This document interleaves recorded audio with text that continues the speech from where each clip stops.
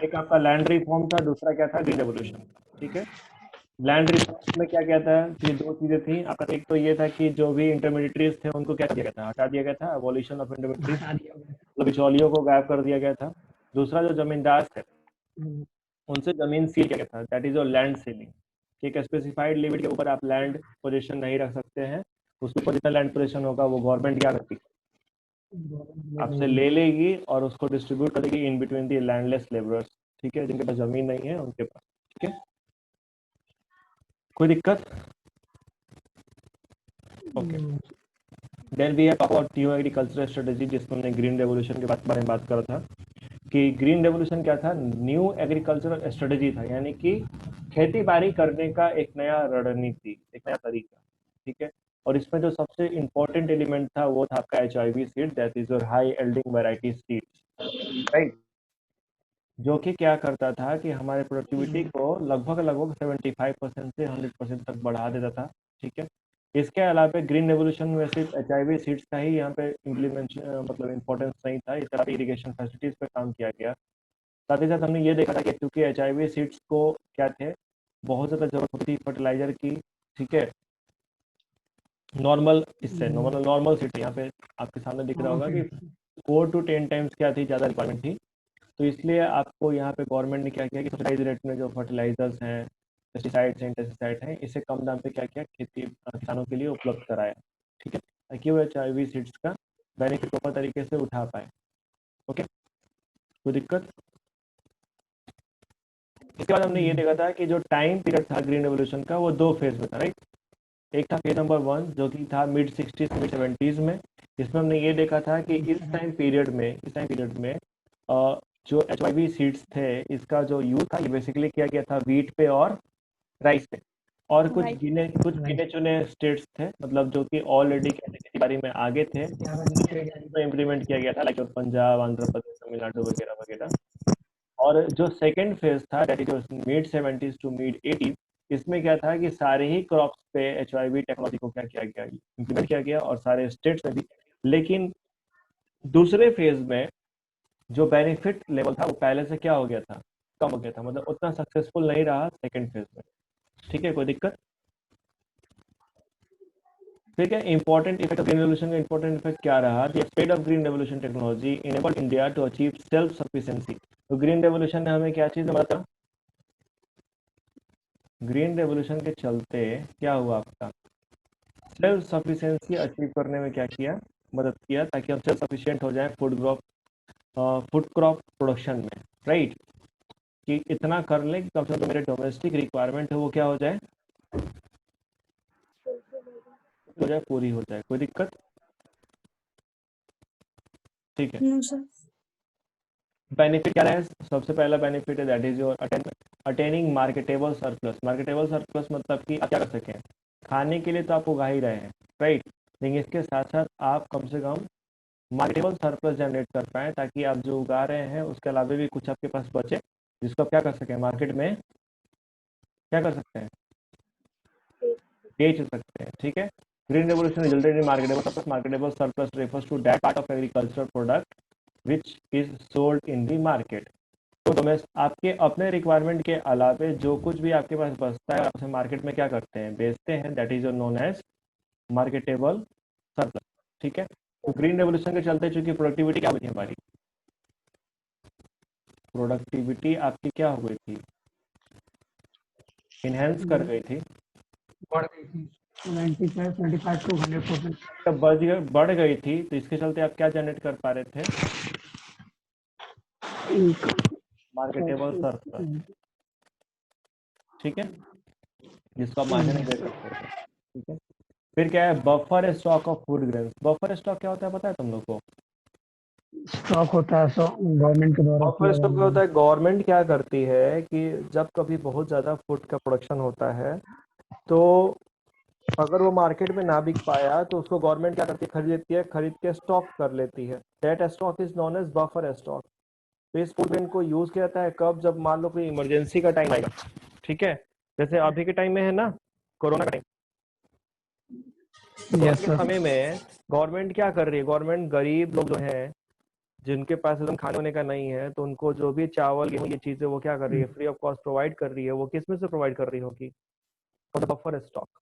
Buffer stock. ठीक है, buffer stock इसलिए मेंटेन किया था गवर्नमेंट के द्वारा, ताकि इन केस ऑफ इमरजेंसी कभी जरूरत पड़ गया तो 1 महीना 2 महीना तक अगर कुछ नहीं भी होगा तो वहाँ पे लोग क्या कर देंगे, आराम से बैठ के खिला लेंगे।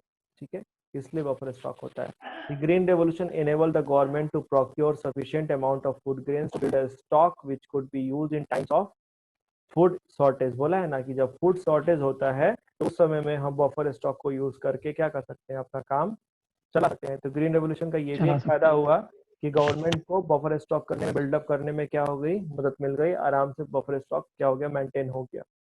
ठीक है, फिर बोला benefit to low income group. तो लो इनकम ग्रुप को बेनिफिट कैसे हुआ, देखिए।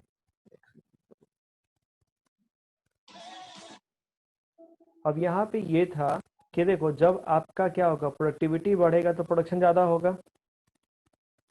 प्रोडक्टिविटी बढ़ेगा तो क्या होगा, प्रोडक्शन ज्यादा होगा।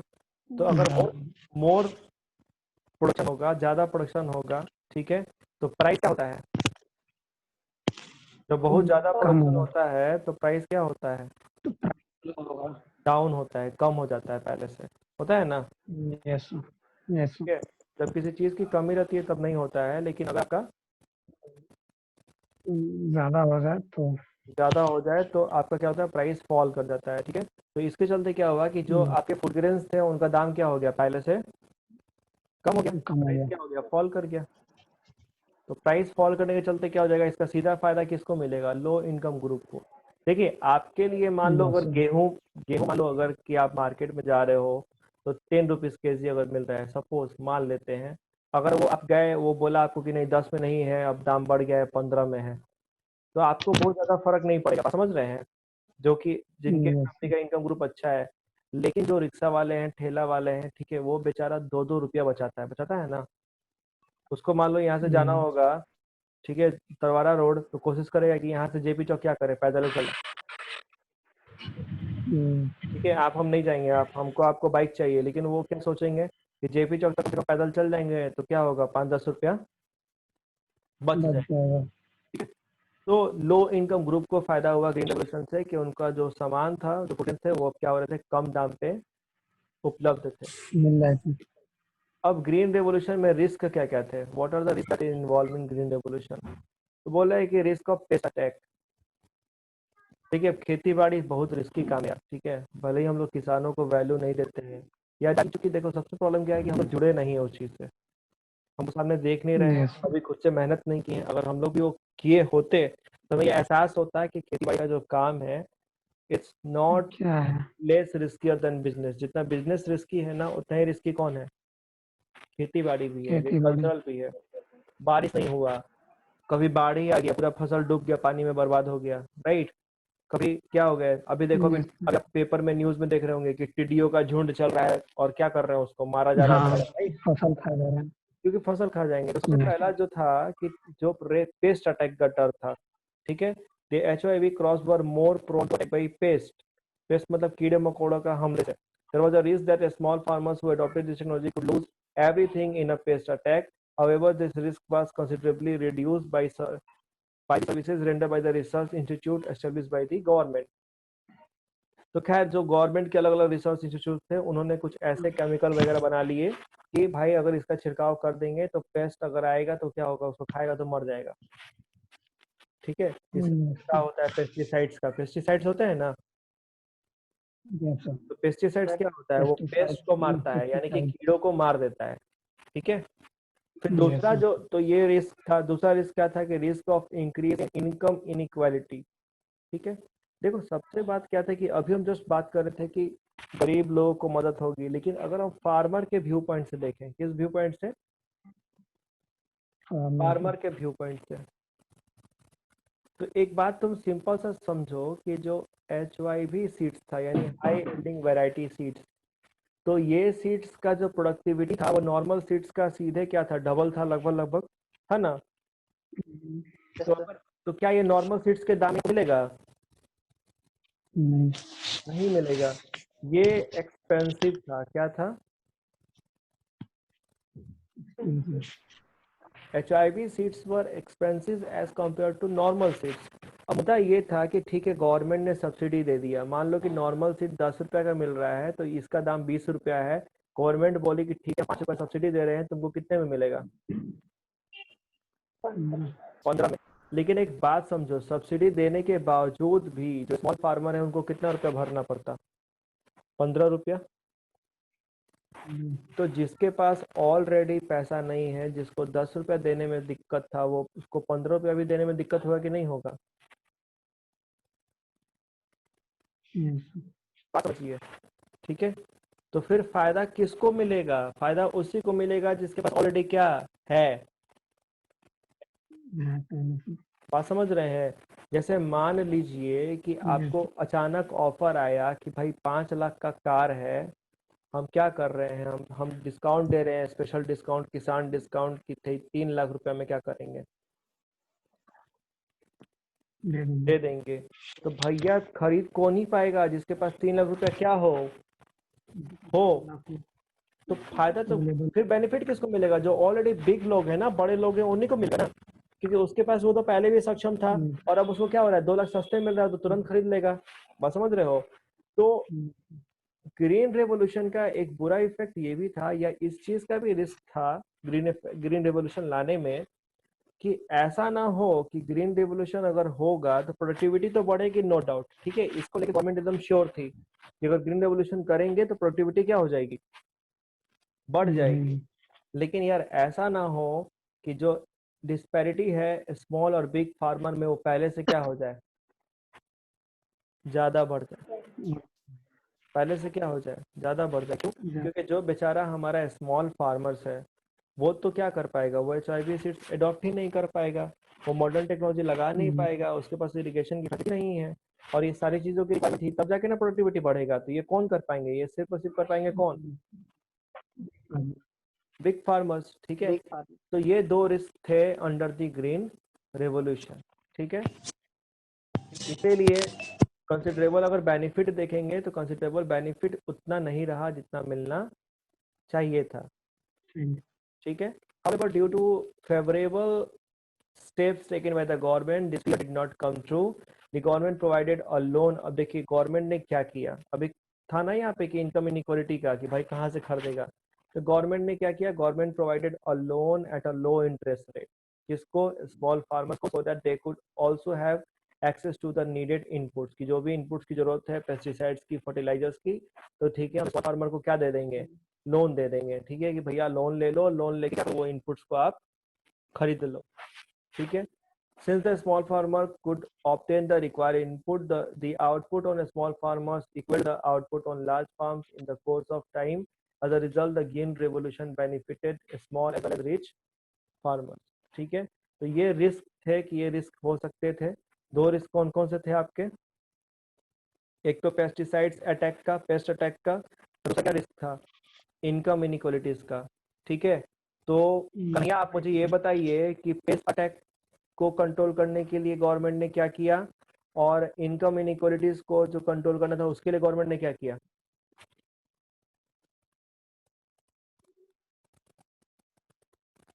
What actions were taken by the government in order to control the pest attack as well as to control the income inequality that can be arises because of green revolution? Sir paste attack को रोकने के लिए pesticides और insecticides लाए, ठीक है, अलग अलग जो रिसर्च इंस्टीट्यूट थे गवर्नमेंट के, उन्होंने डेवलप किया पेस्टिसाइड एंड इंसेक्टिसाइड्स, और इनकम इनइक्वालिटीज के लिए क्या किया? और उसके लिए सर सब्सिडी दी है फार्मर्स को, और उनको स्मॉल लो इंटरेस्ट पर दिया, लो इंटरेस्ट रेट पे क्या किया, लोन प्रोवाइड कर दिया, ठीक है भैया। देखो ग्रीन रेवोल्यूशन बहुत ही इंपॉर्टेंट टॉपिक है, ठीक है, मतलब ये टॉपिक से एक क्वेश्चन आएगा ही आएगा, चाहे वो 1 नंबर का है, चाहे 3 नंबर का है, चाहे 6 नंबर का है, ऐसा हो नहीं सकता है कि आप एग्जाम में आएगा नहीं, समझे। क्योंकि इकोनॉमिक हिस्ट्री हम लोग पढ़ रहे हैं इंडिया की, और इकोनॉमिक हिस्ट्री में ग्रीन रेवोल्यूशन का जो क्या है इम्पोर्टेंस है वो बहुत ज़्यादा है, ठीक है, क्योंकि ग्रीन रेवोल्यूशन के बाद ही हम एग्रीकल्चरल प्रोडक्टिविटी में इतना आगे क्या हो पाए, बढ़ पाए, इसके पहले हम सेल्फ सफिशिएंट या सक्षम नहीं थे। बात समझ रहे हैं? इसलिए टॉपिक का इंपॉर्टेंस बहुत ज़्यादा है। इस टॉपिक को हमेशा रिपीट करते रहिएगा और भूलिएगा लोग मत। ठीक है, क्लियर टू एवरीवन? कोई दिक्कत किसी को? ठीक है, सर ग्रीन रेवोल्यूशन कल बताए थे कि बोलो। बेंगले कुरियन लाए थे इंडिया में। वैसे कोरियन व्हाइट रेवोल्यूशन वाला था क्या? सर वो एक केस है, नॉर्मन अर्नेस्ट बोरलॉग कौन था? वैसे कोरियन का ही मेन नेम आता है। ठीक है, एक सेकंड रुक जाओ। एक और ही रेवोल्यूशन है व्हाइट रेवोल्यूशन, ऐसा नहीं ना कि व्हाइट रेवोल्यूशन वाला बोल दिए हम। नॉर्मन अर्नेस्ट बोरलॉग होगा शायद।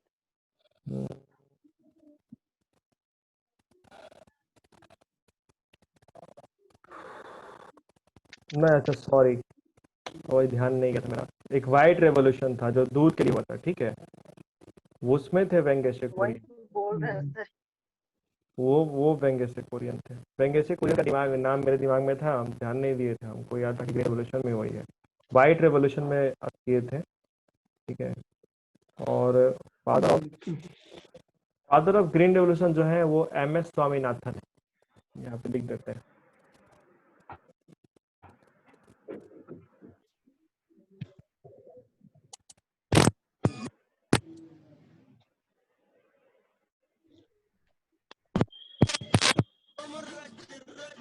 अभी गाना कौन बजा रहा है बैठ के? यूट्यूब वाला असर हो रहा है क्या दिमाग पे?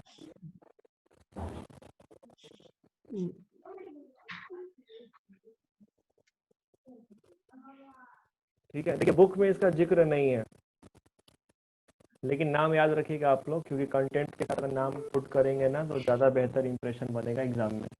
तो ग्रीन रेवोल्यूशन के पीछे जो इंसान है, इनका नाम क्या है? M S Swaminathan. वो वेंगेसे कुरियन बोलेगा, वेंगेसे कुरियन के बारे में भी पढ़ना है हम लोग को, लेकिन वो हम लोग पढ़ेंगे, जो हम लोग पढ़ेंगे किसके बारे में? व्हाइट रेवोल्यूशन के बारे में। ठीक है, श्वेत क्रांति। ये कौन सी क्रांति थी? ये हरित क्रांति है। तो हरित क्रांति का जो जन्म जाता है वो कौन है हमारे? M S Swaminathan. सर तो ये इंडिया के ना थे? तो इंडिया में इंडिया का नाम लोगे और किसका नाम लोगे?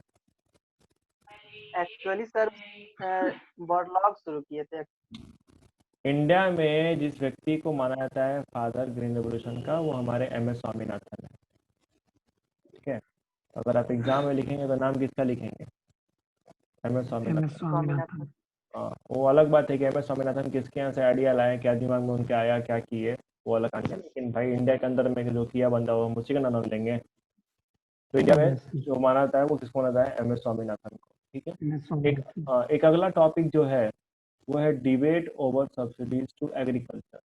अब बात ये था कि जब ग्रीन रेवोल्यूशन हुआ, एग्रीकल्चरल प्रोडक्टिविटी बढ़ गई, उसके बाद से थोड़ा सा बवाल होने लगा, थोड़ा सा डिबेट शुरू हो गया कि अगर एग्रीकल्चर प्रोडक्टिविटी बढ़ गई है, छोटे किसान भी अब ज़्यादा उगा पा रहे हैं और बेहतर मुनाफा कमा पा रहे हैं, तो फिर क्यों एग्रीकल्चर इनपुट्स पे सब्सिडी दी जाए, उन सब्सिडीज को क्यों नहीं खत्म कर दिया जाए?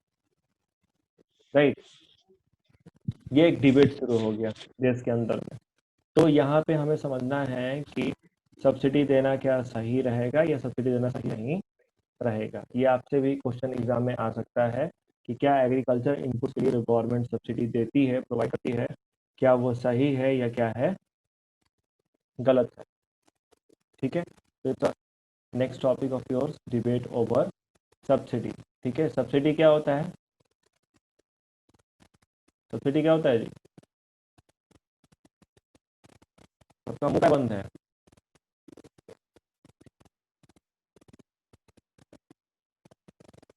आकाश, सब्सिडी क्या होता है?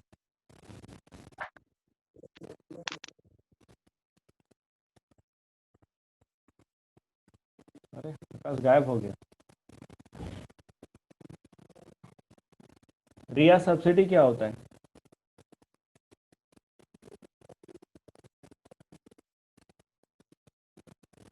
आवाज आ रहा है आप लोगों को? गवर्नमेंट लो प्राइस पे। रुक जाओ रुक जाओ रुक जाओ। सब्सिडी कोई पहली बार तुम नहीं पूछ रहे हैं, सब्सिडी आप मैक्रो इकोनॉमिक्स में पढ़े ना, नेशनल इनकम, वहाँ पे सब्सिडी का जिक्र था। स्नेहा, सब्सिडी क्या होता है?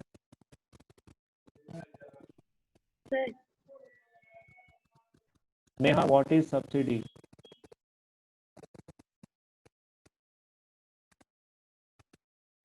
नया आवाज नहीं आ रही आपको?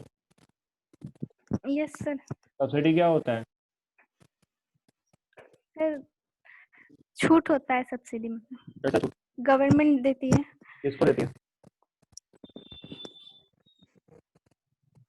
क्या? गवर्नमेंट किसको देती है?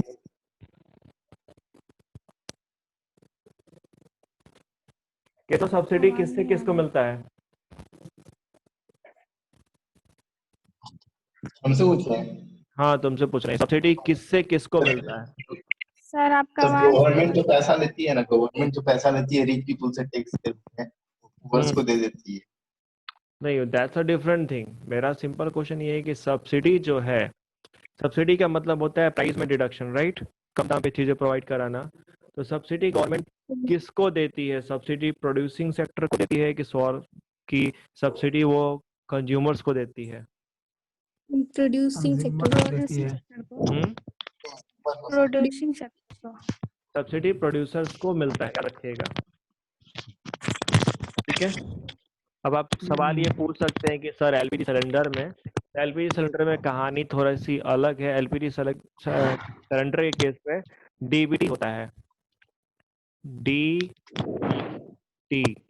डीबीटी का मतलब होता है डायरेक्ट बैंक ट्रांसफर, ठीक है? ऐसा इसलिए किया गया क्योंकि जब गवर्नमेंट सब्सिडी देती थी कंपनीज को, एलपीजी जो बनाती हैं उनको, तो लोग क्या करते थे, ब्लैक पे सिलेंडर उठा लेते थे, किसी और के नाम पे क्या किए, सिलेंडर ले ली। तो इसीलिए गवर्नमेंट ने ला दिया DBT that is direct bank transfer facility, कि जो लेगा सीधे उसके बैंक अकाउंट में क्या होगा, पैसा भेज दिया जाएगा, ठीक है? तो देखिए, डिबेट ओवर सब्सिडी में हमें ये डिस्कस करना है कि क्या सब्सिडी होना चाहिए या नहीं होना चाहिए, ठीक है? तो आइए देखते हैं कि फेवर में जो है वो लोग क्या कह रहे हैं और जो लोग इकोनॉमिक्स अगेंस्ट वो क्या कहते हैं। तो जो लोग फेवर में थे उनका क्या मत था सब्सिडीज के ऊपर? तो फेवर में जो लोग थे उनका पहला मत ये था कि the government should continue with agricultural subsidy as farming in India continues to be a risky business. उनका ये कहना था कि जो फार्मिंग है ये एक रिस्की बिजनेस है। जी हाँ, बहुत ज्यादा रिस्की बिजनेस है। बारिश होगा, नहीं होगा, ठीक है? बाढ़ ही आ गया, कभी ओला गिर गया, होता है ना?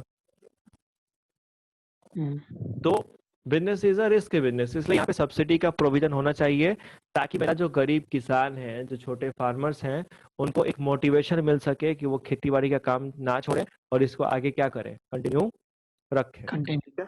ये पहला एक पॉइंट दिया गया इन फेवर ऑफ सब्सिडी। दूसरा बोला गया the majority of farmers are very poor and they will not able to afford required inputs without the subsidy. जैसे हम बोले आपको ना कि ठीक है भैया, आप 10 का सामान 20 का हो गया, लेकिन गवर्नमेंट ठीक है 15 में दे रही है, तो 15 रुपया भी देना भारी पड़ेगा कि नहीं स्मॉल फार्मर को, ठीक है? तो वही बोला गवर्नमेंट की, मतलब इकोनॉमिक्स बोल रहे हैं कि नहीं देखो, अगर आप सब्सिडी नहीं दोगे ना तो फिर से क्या हो जाएगा, कहानी पूरा नहीं हो जाएगा। फिर से वो क्या कर पाएंगे, चाहे भी सीट्स खरीद ही नहीं पाएंगे क्योंकि उनके लिए एक्सपेंसिव हो जाएगा। ऐसा थोड़ा ना कि एक दिन में कोई राजा हो गया, कि एक बार खेत में ज्यादा प्रोडक्टिविटी हो गया, बेच लिए तो एक साल में राजा हो गया, हम सब खरीद सकते हैं। क्या ऐसा पॉसिबल है? नहीं, आपको टाइम लगता है, राइट? तो ये चीज है। फिर क्या है आपका, eliminating subsidies will increase the income inequality between rich and poor farmers and violate the ultimate goal of equity। जो अल्टीमेट गोल है हमारा इक्विटी का, कि हमें इक्विटी अचीव करना है, ठीक है? समता लानी है, लोगों में एक समानता लानी है, तो ये चीज हम अचीव नहीं कर पाएंगे क्योंकि जैसे ही सब्सिडीज हटाएंगे तो अब जो भी एग्रीकल्चरल इनपुट्स हैं वो सिर्फ कौन खरीद पाएंगे, वो खरीद पाएंगे rich farmers, right? Poor farmers तो खरीद ही नहीं पाएंगे ना। तो क्या जो आपका गोल था इक्विटी का वो अचीव हो पाएगा? नहीं। तो ये 3 पॉइंट्स दिए गए इन फेवर ऑफ सब्सिडी। अब कुछ इकोनॉमिक्स अगेंस्ट थे, कुछ इकोनॉमिक्स का ये कहना था कि अरे यार, जब उनका इनकम बढ़ गया, प्रोडक्टिविटी बढ़ गई है, तो फिर ऐसा क्यों, ठीक है? उनका कहना था कि नहीं, आप मतलब ये नहीं होगा, मतलब आप सब्सिडी अब नहीं दोगे, ठीक है? तो कुछ ऐसे भी इकोनॉमिक्स थे जो अगेंस्ट थे किसके, ग्रीन रेवोल्यूशन सब्सिडी के, वो सब्सिडी के अगेंस्ट थे, ठीक है? तो जो सब्सिडी के अगेंस्ट थे वो क्या कह रहे हैं, देखिए। तो जो मास्टर ऑफ सब्सिडी के अगेंस्ट थे वो बोल रहे हैं कि according to some subsidies were granted by the government to provide an incentive for the adoption of new HYB technology। कुछ इकोनॉमिक्स के अनुसार कि जो सब्सिडी दिया गया था वो इसलिए दिया गया था ताकि जो लोग हैं वो नए एचआईवी टेक्नोलॉजी को क्या कर ले, अडॉप्ट कर ले। ठीक है, क्योंकि सब्सिडी देने के बाद से वाइड एक्सेप्टेंस हो गया किसका, एचआईवी टेक्नोलॉजी का। HIV सीड्स गवर्नमेंट का जो मोटिव था सब्सिडी देने का वो पूरा हो चुका है, तो फिर अब सब्सिडी कंटिन्यू करने की जरूरत नहीं है। नहीं, जैसे मान लो कि आप देखे होंगे कि पोस्ट ऑफिस में आप एलईडी बल्ब ले सकते हैं, लेड बल्ब, कम दाम पे, पता है आप लोग को? No sir. जो एलईडी बल्ब अगर मार्केट में 100 का है तो आप अपना आधार कार्ड लेके जाइए पोस्ट ऑफिस में, ये आपको लगभग 70 रुपए में या 60 रुपए में वहां पे क्या है मिल जाएगा। ठीक है, सब्सिडाइज रेट पे। नहीं पता है तो जान लो लोग। तो यहाँ पे क्या है कि गवर्नमेंट मान लो अगर ये बोले कि भाई हम सब्सिडी दे रहे हैं ताकि लोग क्या करें, एलईडी बल्ब को अडॉप्ट कर ले, कि सब कोई अपने घर में एलईडी लगा ले, तो चूंकि अब वाइड एक्सेप्टेंस हो गया है, हर कोई के घर में अब एलईडी ही दिखता है, तो सब्सिडी हटा देते हैं। ठीक है, तो यही इकोनॉमिक्स का यहाँ भी कहना था कि भाई गवर्नमेंट ने क्या लिए दिया था कि एचआईवी टेक्नोलॉजी अडॉप्ट करेंगे, तो अब तो लोग अडॉप्ट कर लिए हैं। जब अडॉप्ट कर लिए हैं तो फिर सब्सिडी देने का कोई तुक नहीं बनता है। नहीं बनता। ठीक है, दूसरा जो मत रखा गया इकोनॉमिस्टों के द्वारा कि subsidies do not benefit the poor and small farmers, as benefits of substantial amount of subsidy go to fertilizer industries and prosperous farmers। तो भाई सब्सिडीज का फायदा जो था ना वो उठा रहे थे कौन, फर्टिलाइजर इंडस्ट्री वाले। और कौन उठा रहे थे, जो बड़े बड़े किसान थे वो लोग। क्योंकि अब फर्टिलाइजर इंडस्ट्रीज का क्या हुआ कि अगर एक बोरा बन रहा था 2000 में, तब वो बिक रहा है कितने में, 1500 में। ठीक है, और जो बड़े फार्मर हैं वो आराम से क्या करेंगे, 1500 पे खरीद लेंगे, राइट। तो जो छोटा है वो मेरा कैसे खरीदेगा भाई, जो स्मॉल फार्मर है वो तो 10 का 10 बैठा हुआ है कि नहीं, बात समझ रहे हैं? क्या छोटे फार्मर को डायरेक्ट बेनिफिट मिल पा रहा है? नहीं मिल पा रहा है ना। छोटा फार्मर में मैं जो मान लो थोड़ा बहुत पैसा वगैरह इकट्ठा किया और रखा हो तो उसका तो ठीक है, वो बाई कर लेगा। लेकिन जो भी छोटे फार्मर्स हैं, तो अगर वो पहले 1000 का खरीद लेते हैं तो उनके लिए 1500 देना भी क्या है, मुश्किल है। तो मेनली जो मेन बेनिफिट मिल रहा है वो किसको मिल रहा है, एक तो फर्टिलाइजर इंडस्ट्रीज को, क्योंकि उसका सामान क्या है, कम दाम पे मार्केट में आ रहा है, जबकि उसको तो पूरा का पूरा 2000 मिल ही जा रहा है।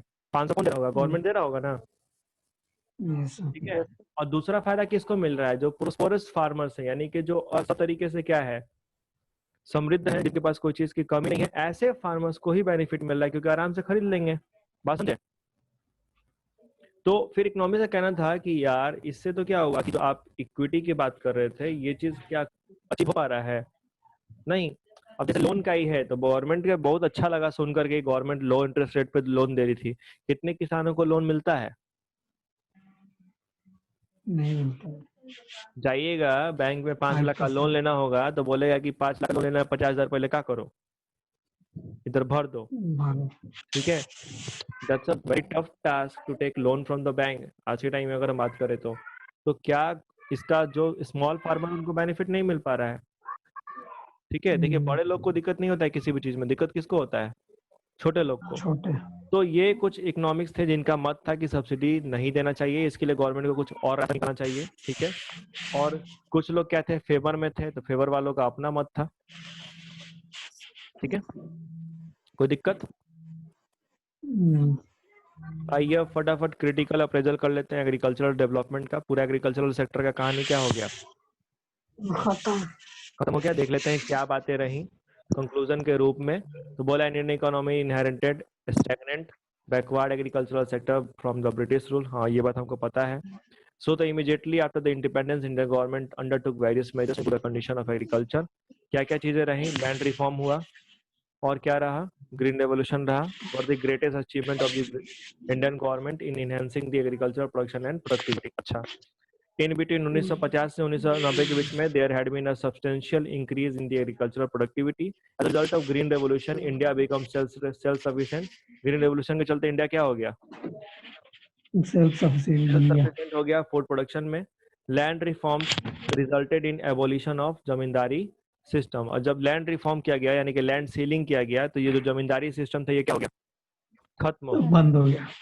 ठीक है, मतलब अब क्या है, आज के टाइम में सीधे गवर्नमेंट है और एक तरफ कौन है, फार्मर है।